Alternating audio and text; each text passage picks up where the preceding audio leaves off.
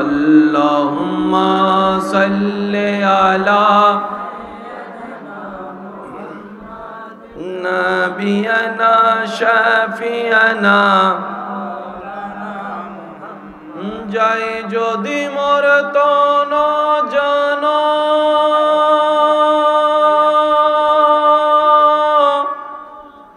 এতে নাই মোর ভাবনা যতদিন থাকবে প্রাণ নবীজিকে ভুলবো না আল্লাহুম্মা সাল্লি আলা সাইয়্যিদিনা মুহাম্মদ নবিয়ানা শাফিয়ানা মাওলানা মুহাম্মদ হক লা ইলাহা ইল্লাল্লাহ লা ইলাহা ইল্লাল্লাহ पढ़िए ला इलाहा इल्लल्लाह ला इलाहा সবাই মিলে কি আওয়াজে হক লা ইলাহা ইল্লাল্লাহ লা ইলাহা লা মওজুদা لا مشهودا إلا الله لا معبودا إلا الله لا إله إلا الله لا إله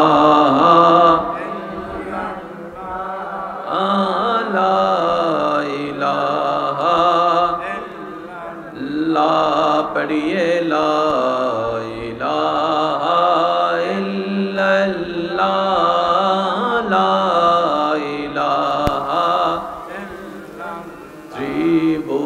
ত্রিভুবনের প্রিয় মুহাম্মদ এলো রে দুনিয়ায় আয় রে সাগর দেখবি যদি আয় রে সাগর আকাশে বাতাসে দেখবি যদি আয় দেখি শেষবারের মতো যার যত শক্তি আছে ইমানি আওয়াজে ত্রিভুবনের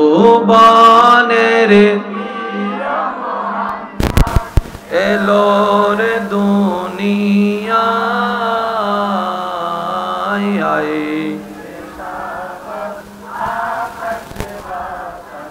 দেখবি যদি আয় রে সাগরে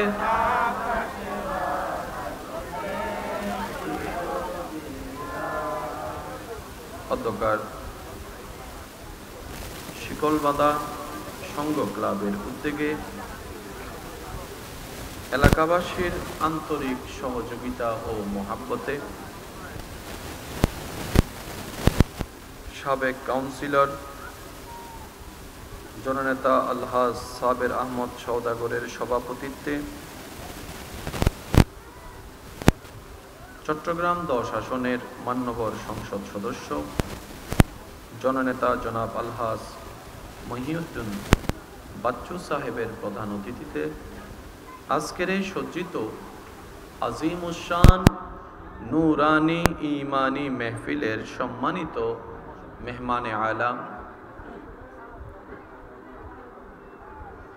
रहनुमाए शरीयत ও পীরে তরিকত আন্তর্জাতিক খ্যাতিসম্পন্ন মুফাসসিরে কুরআন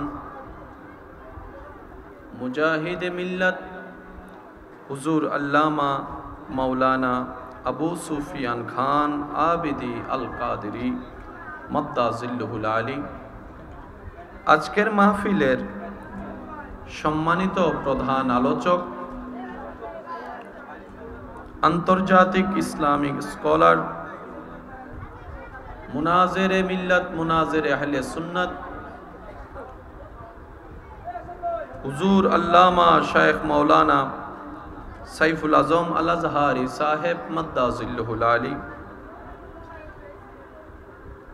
আজকের মাহফিলের যিনি মান্যবর প্রধান আলোচক,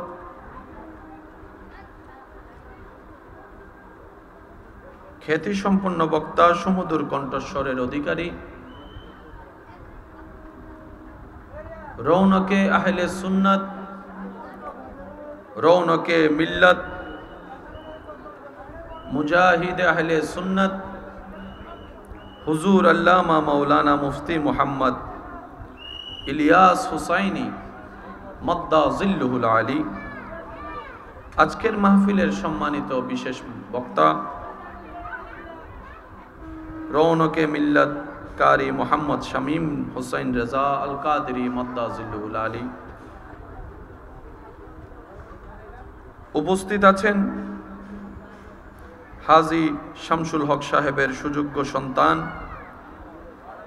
মোহাম্মদ আমিনুল হক দুলন সাহেব সহ আমন্ত্রিত ওয়াদিগার ওলামায়ে কেরাম, বিশেষ করে স্কুল, কলেজ, ভার্সিটি, মাদ্রাসার প্রাণপ্রিয় ছাত্র ভাইয়েরা, পর্দার আড়াল থেকে শ্রবণরত আমার সম্মানিত মা ও বোনেরা, উপস্থিত ব্যবসায়ী, চাকরিজীবী, আমার ইমানদার ভাইয়েরা, উপস্থিত আল্লাহর প্রেমিক, নবীর প্রেমিক ইমানদার ভাইয়েরা, আসসালামু আলাইকুম ওয়া রাহমাতুল্লাহি তাআলা ওয়া বারাকাতুহু। আপন আপন জায়গা থেকে সর্বোচ্চ ভালোবাসা নিয়ে রবের দরবারে গোলামের হাজিরা দেওয়ার নিমিত্তে সর্বোচ্চ ভালোবাসাকে সাথে নিয়ে একবার চিৎকার দিয়ে বলি আলহামদুলিল্লাহ। আরেকটু ইমানি আওয়াজে বলি আলহামদুলিল্লাহ। আজকের এই মাহফিল যারা সাজিয়েছেন, সাজানোর জন্য যারা যেখান থেকে যেভাবে সহযোগিতা করেছেন, ইতিমধ্যে আমরা যারা মাহফিলে উপস্থিত হয়েছি, আমরা যারা মাহফিলে উপস্থিত হব, যারা দূর থেকে শ্রবণ করছি, দয়াময় মেহেরবানি করে দয়া করে আমাদের সকলের অতীতকালের কবিরা সগীরা গুনাহকে মাফ করে দিন। আর একটু ছোট করে বলেন আমিন। আল্লাহ তাআলা আমাদের মা বাবার গুনাহকে মাফ করে দিন। আমাদের যত আত্মীয় স্বজন এবং অত্র এলাকায় যত কবরবাসী এই মুহূর্তে কবরের কঠিন আযাবে কষ্ট পাচ্ছে, আল্লাহ তাআলা মেহেরবানি করে সকল বান্দার দোয়াকে কবুল করে প্রত্যেকটি কবরবাসীকে আযাব থেকে মুক্তি দান করুক বলি আমিন। সম্মানিত উপস্থিতি,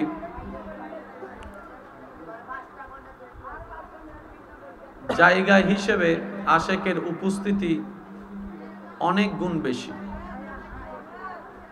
এই মুহূর্তে জায়গা পরিবর্তন করার হাজার চেষ্টা করলেও কখনো সম্ভব হবে না। তো মাহফিলটা যেহেতু আয়োজন করেছেন, হয়তো কথেক আপনাদের ইমানি ভাই, কিন্তু মাহফিলটার দায়িত্ব সকল আল্লাহর বান্দার উপর আছে। কি বলেন আপনারা, ঠিক না? আমরা যেন সবাই আপন আপন জায়গা থেকে দায়িত্ব পালনের সর্বোচ্চ চেষ্টা করি। আল্লাহ আমাদেরকে সে তৌফিক দান করুক আমিন। আমার ভাইয়ের আমার জন্য একটা বিষয় শনাক্ত করেছেন, যার দুইটি ধারা প্রবাহমান। আল্লাহ পাকের রহমতকে সাথে নিয়ে আমি আলোচনাকে সামনে এগোনোর চেষ্টা করব। যতটুক মওলা দয়া করেন, সবার কাছে অনুরোধ, এই সময়টুকু সবাই মনের কান দিয়ে শোনার চেষ্টা করবেন ইনশাআল্লাহ। আরেকটু আওয়াজ দিয়ে বলেন ইনশাআল্লাহ। দ্বিতীয় নম্বর কথা, আমি অদমের কোনো কথা কাউকে গ্রহণ করতে হবে না, তবে আপনার ইমানি ভাই হিসেবে ছোট্ট একটি আবদার রাখব। প্রত্যেকটি কথা মনের কান দিয়ে শোনার পর নিজের বিবেকের আদালত দিয়ে নিরপেক্ষ বিচারক হয়ে বিবেচনা করে দেখবেন। সঠিক যদি মনে হয় গ্রহণ করে নেবেন, ভুল যদি মনে হয় বাদ দিয়ে দিবেন, কোনো সমস্যা নাই। তৃতীয় নম্বর অনুরোধ, আমাকে একটু আওয়াজ দিয়ে সহযোগিতা করতে হবে। যারা যারা করতে রাজি আছেন একবার বলেন মারহাবা। হয় নাই? আর একটু জোরে বলেন। আমি যতটুকু দেখতে পাচ্ছি আমার ভাইদেরকে অতটুক পর্যন্ত আমার আওয়াজ কি ক্লিয়ার শোনা যাচ্ছে? একটু হাত তুলে দেখান, শোনা যাচ্ছে? মাশাআল্লাহ, যেহেতু হাত তুলে ফেলছেন এবার উত্তর দিয়েও সহযোগিতা করতে হবে, পারবেন ইনশাআল্লাহ? এই মাহফিলটা যেই প্যান্ডেলে যেই জায়গায় হচ্ছে, যে প্লেসে হচ্ছে, ওটারও একটা ইতিহাস, বলেন না ইতিহাস? যে রোডটাতে এখন আমরা আছি এই রোডেরও একটা ইতিহাস। মনে রাখবেন ভাইয়েরা, প্রত্যেকটা কিছুর একটা নির্দিষ্ট ব্যাকগ্রাউন্ড থাকে। আজকে যে ঘটনাটা এখানে ঘটছে এটারও পিছনে একটা কারণ। আজকে যে খুনটা হয়েছে এই খুনটা আজকে হয় নাই, শুরুটা কোনো না কোনো এক সময় হয়েছিল ঝগড়া, তর্ক, হিংসার মাধ্যমে। পরে গিয়ে সেটা বাস্তবে রূপ নিয়েছে খুনের রূপে, যা দেশও সমর্থন করে না, আইনও সমর্থন করে না, ইসলামও সমর্থন করে না। কথা বলেন ঠিক কিনা? এবার আসুন, আমাদের ধর্মের নাম কি? জোরে বলতে হবে। এই ইসলাম নামটার একটা বড় বিশাল ব্যাকগ্রাউন্ড আছে, যেটার শুরু হয়েছে হযরত আদম নবী থেকে। সুবহানাল্লাহ বলতে হবে। ইসলামটার শুরু হয়েছে আদম নবী থেকে, পরিপূর্ণ হয়েছে আমাদের নবীর বেলায় এসে। আর একটু জোরে। মাঝখানে যতজন নবী রাসূল আল্লাহর হুকুমে এই ধরাতে এসেছেন সবাই একটা ধর্মেরই কথা বলেছেন, একটা ধর্মেরই প্রচার করেছেন, যে ধর্মটা হলো ইন্নাদ-দীনা ইনদাল্লাহিল ইসলাম। আমার মনে হয় আওয়াজটা আর একটু জোরে হবে। আমার আর মাইকের মধ্যে ব্যালেন্স নাই, ও এখানে আমি এখানে, তো যার পরও কষ্ট করে হলে আমি বলার চেষ্টা করতেছি, আপনারা একটু আওয়াজ দিয়ে চেষ্টা করেন, পারবেন নিও? এই নিয়ে আওয়াজ, এই নিয়ে আওয়াজ আর একটু জোরে কইতেন নাও, আর একটু জোরে কর নাও ইনশাআল্লাহ। ধর্মের নাম বলা যাবে? সুন্দর করে, সুন্দর করে, কষ্ট যেন না পাবে, কষ্ট যেন না পাবে। এটা তুলতে গেলে পড়ে যাবে, চেষ্টা করে দেখবেন। আচ্ছা দেখেন হালকা করে।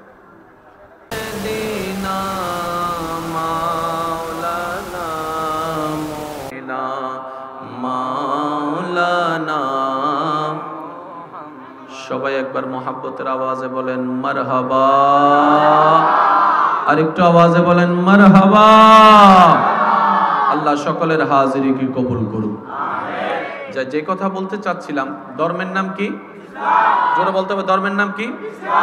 শুরুটা এখন থেকে নয়, তখন থেকে কমপ্লিট হয়েছে আমাদের নবীর ট্রামে এসে।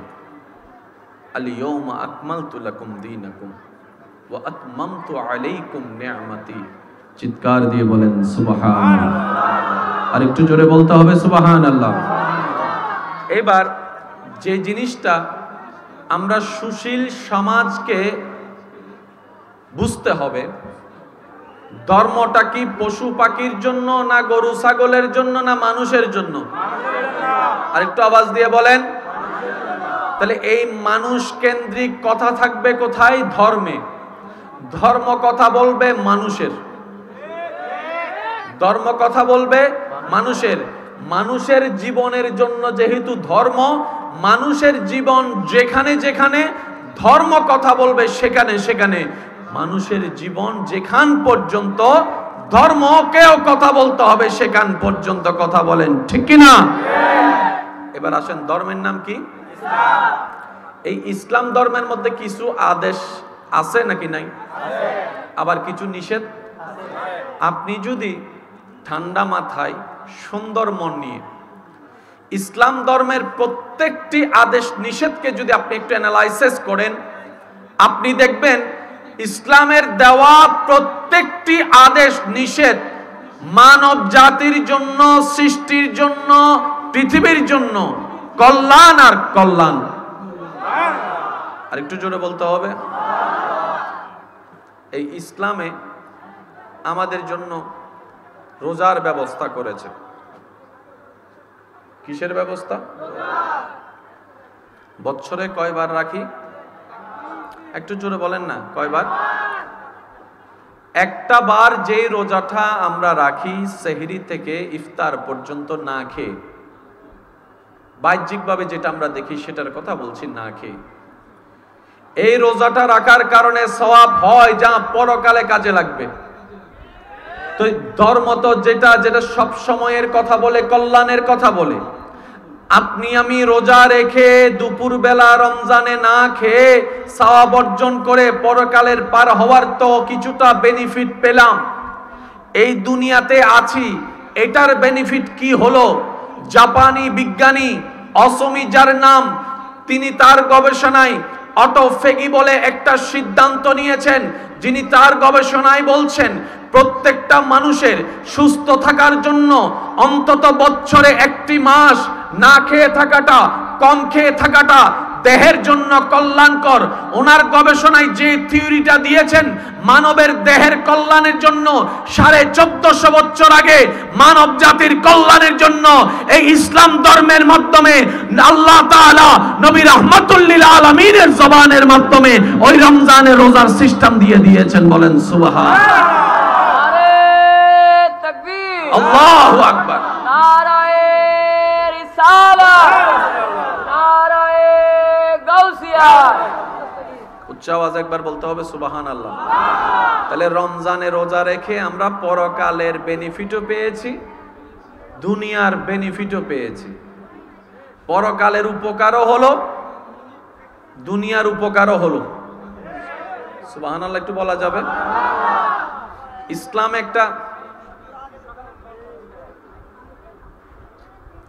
ইসলামে একটা জাকাতের সিস্টেম আছে না ভাই? একটু জোরে বলেন না।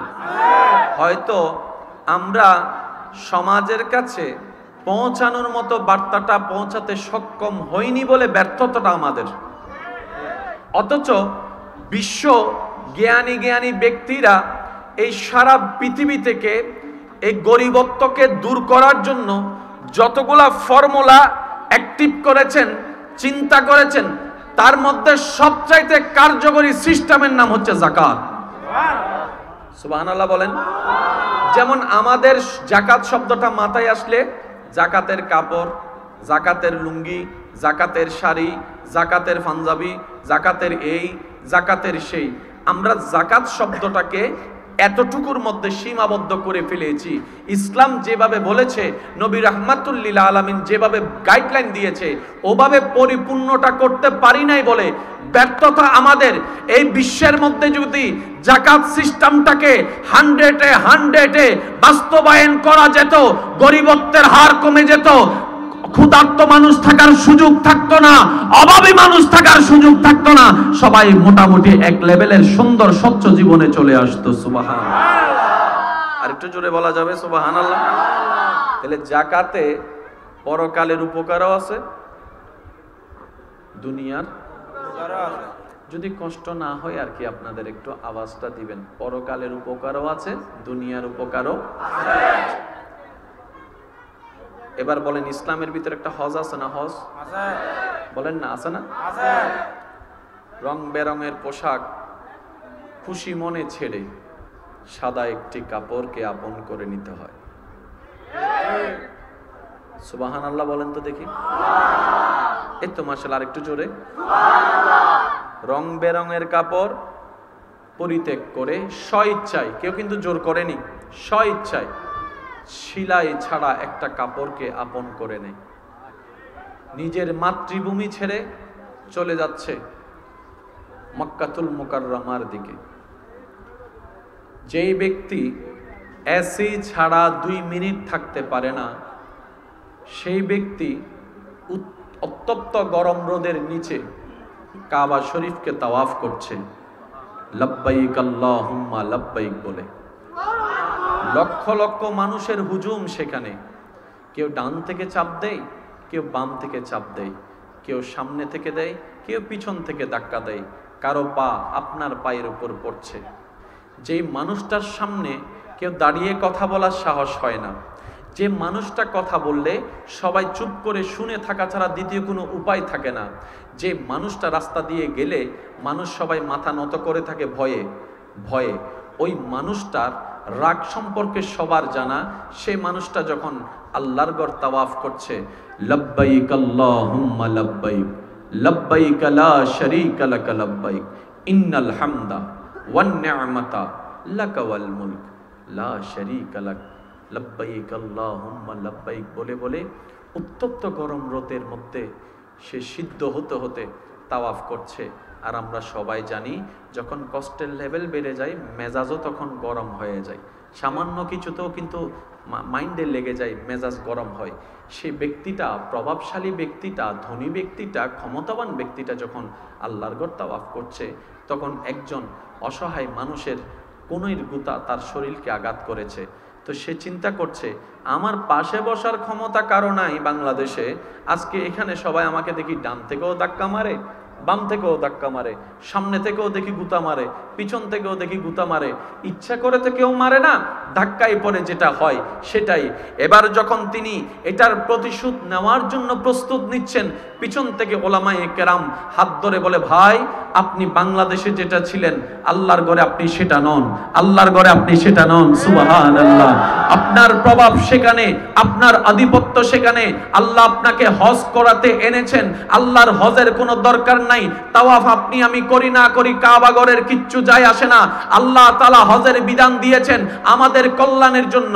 সেই ভাই বলে আমার কল্যাণের জন্য, বিষয়টা তো বুঝলাম না। বলে যে পরকালীন সওয়াব তো পাবেন পাবেন, শুধু তাই নয়, আপনি যতক্ষণ ইহরাম গায়ে দিবেন, ইহরাম অবস্থায় থাকবেন, ইহরাম অবস্থায় থাকা অবস্থায় কেউ আপনাকে গালি দিলে আপনি উল্টা গালি দিতে পারবেন না, কেউ আঘাত করলে আঘাতের পাল্টা উত্তর দিতে পারবেন না, কেউ কুনোই মারলে আপনি তাকে গালের মধ্যে একটা থাপ্পড় বসাতে পারবেন না, আপনি রাগ দেখাতে পারবেন না, আপনি রাগ দেখাতে পারবেন না, আপনি ক্ষোভ দেখাতে পারবেন না, মেজাজ দেখাতে পারবেন না। তো আমি কি করব?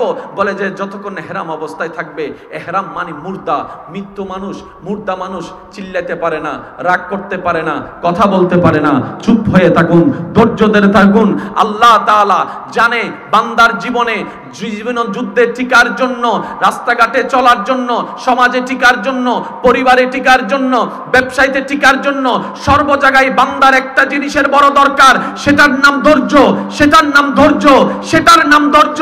সহ্য করা, ধৈর্য ধরা, এগুলা শেখানোর জন্য আল্লাহ তাআলা আপনাকে বাংলাদেশ থেকে হজে আসার সুযোগ করে দিয়েছেন, নিজের রাগকে কন্ট্রোল করা শেখার জন্য। তাহলে হজের মধ্যে পরকালের নিয়ামতও আছে, দুনিয়াতে টিকার জন্য যে ধৈর্য সহ্য দরকার। আর একটু আস্তে করে বলুন। তাহলে ইসলামের প্রত্যেকটা আদেশ নিষেধ শুধু পরকাল কেন্দ্রিক নয়, দুনিয়াতেও যথেষ্ট বেনিফিট আছে। এবার খুশি মনে একবার বলেন সুবহানাল্লাহ। এই ফরজের ভিতরে একটা ফরজের নাম নামাজ। আমি শুনি নাই। নামাজ হচ্ছে এমন একটা মাধ্যম যেটা বান্দা এবং রবের মাঝখানে একটা প্রেমের সেতু। এটা একটা প্রেমের সেতু, যার নাম সালাত, যার নাম নামাজ।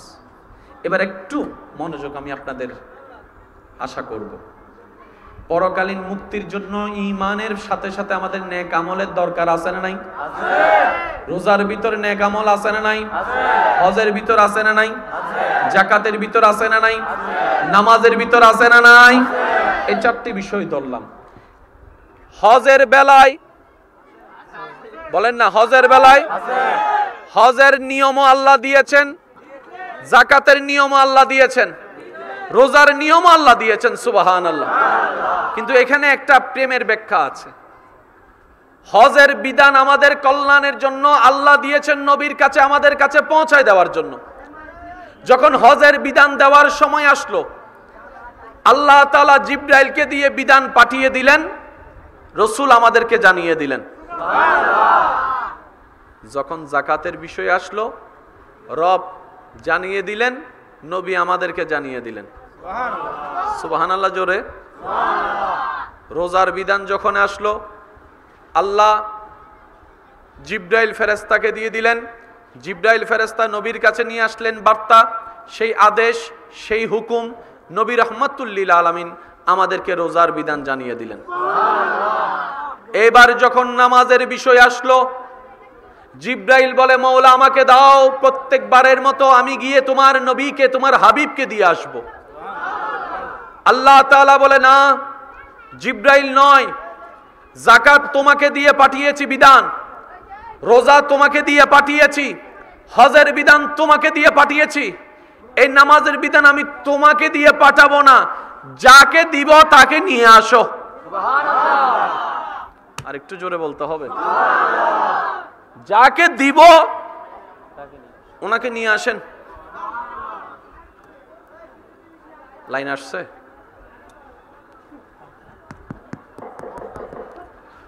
আল্লাহুম্মা সাল্লি আলা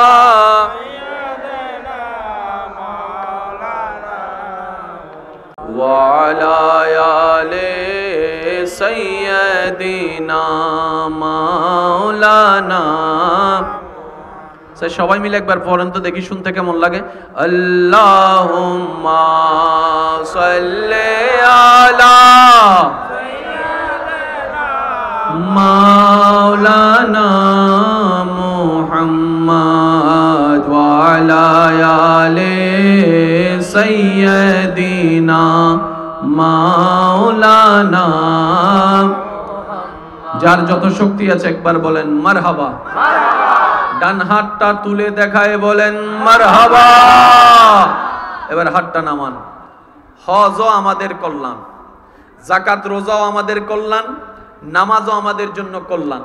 কিন্তু হজ রোজা যাকাত দেওয়ার সময় আল্লাহ পাঠিয়ে দিয়েছেন, কিন্তু নামাজের বিধানের সময় যখন আসলো, আল্লাহ পাক বলে, জিব্রাইল যাকে দিব, যার মাধ্যমে আমার বান্দার কাছে খবরটুকু পৌঁছাবো, সেই নবীকে আমার কাছে নিয়ে আসো, সেই নবীকে আমার কাছে নিয়ে আসো। সুবহানাল্লাহ, সুবহানাল্লাযী আসরা বিআবদিহি লাইলাম মিনাল মসজিদিল হারাম ইলাল মসজিদিল আকসা।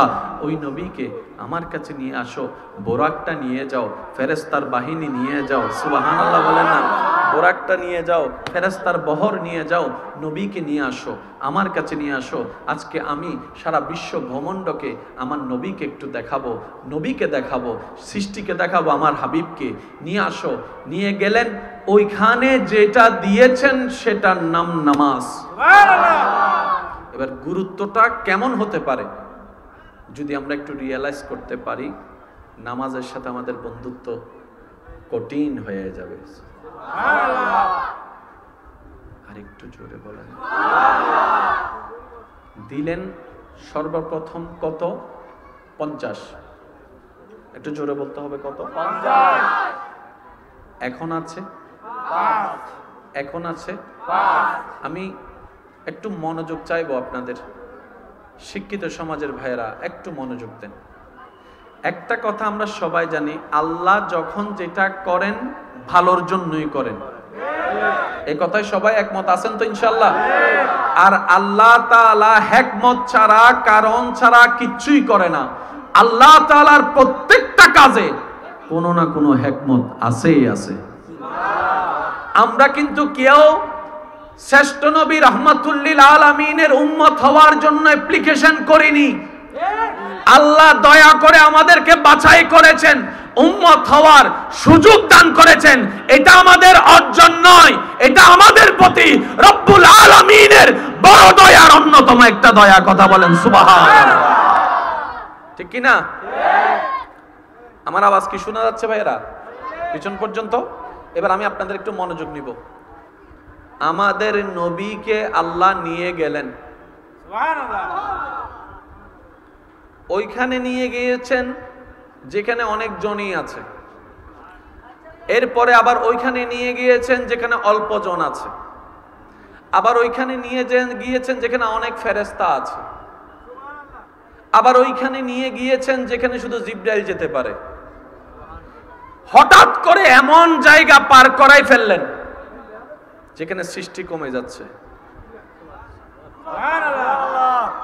আমি যদি একটু বুঝাতে সক্ষম হতাম, যখন এখানে, তখন সৃষ্টি তো কোটি কোটি, যখন উপরের দিকে যাচ্ছে সৃষ্টির সংখ্যা ধরলাম কমছে, যখন প্রথম আসমান তখনও তো কিছু আছে, দ্বিতীয় আসমান তখন না কেউ তো আছে, সপ্তম আসমান তখনও কেউ না কেউ তো আছে।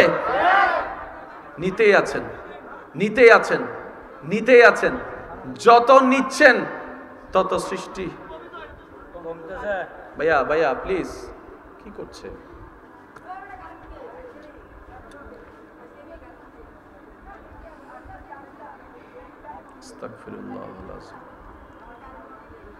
যত নিচ্ছে আমাদের নবীকে তত সৃষ্টি যাইতে যাইতে এক পর্যায়ে জিব্রাইল বলে যে ইয়া রাসূলুল্লাহ,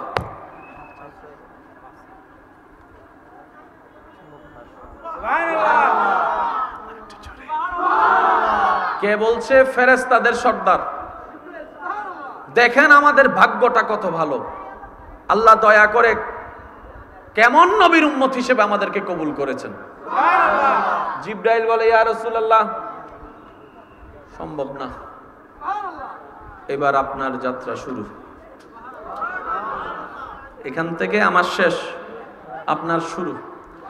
নিতে নিতে এমন জায়গায় নিয়ে গেলেন, সুম্মা দানা ফাতাদাল্লাহ, এত শান, এত মান, এত আজমত আল্লাহ তাআলা আমাদের নবীকে দান করে দিয়েছেন। সুবহানাল্লাহ। সেই রাতে সেইখানে যে নিয়ামতটুকু দিয়েছেন এটার নাম নামাজ। সুতরাং এই নামাজের ভিতরে শুধু উঠা বসা নয়, অনেক কিছুই আছে, বের করতে পারি না, ব্যর্থতা আমাদের। না হয় রব কিন্তু সবকিছু দিয়েই সাজিয়ে দিয়েছেন নামাজকে, বলেন সুবহান। কষ্ট হচ্ছে ভাই আপনাদের? এবার আসুন, দিয়েছেন রব দয়া করে প্রথমে কত? একটু আমি সকলের মনোযোগ চাচ্ছি, কত? এখন আছে কত? তো রব তো সবকিছুই জানেন, 50 থাকবে না 5 হয়ে যাবে, সেটা তো রব জানেন। তো রব তো দেওয়ার সময় 5ও দিতে পারতেন,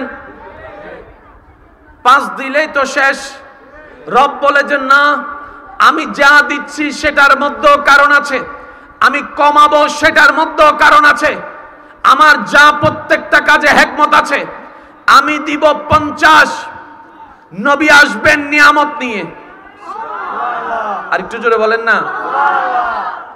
আল্লাহ যখন দিয়েছেন 50, নবী তো তখনই চাইলে বলতে পারতেন। নবী বলে যে না, আমার আল্লাহ যেটাতে খুশি।